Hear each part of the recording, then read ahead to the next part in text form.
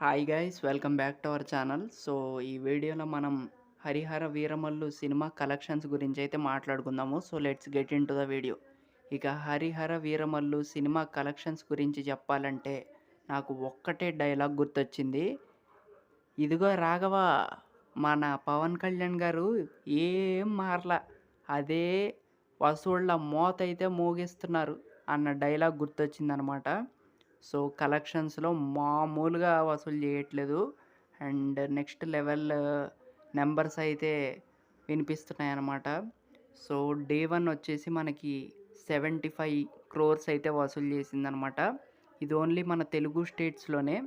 So చాలా గట్టిగానే వసూలు చేసిందనమాట. ప్రీమియర్స్‌తో కలిపి ఇది డే 1 మొత్తం కలిపి. సో ఇదనమాట. సో డే 2 రిపోర్ట్ కూడా వచ్చిద్ది.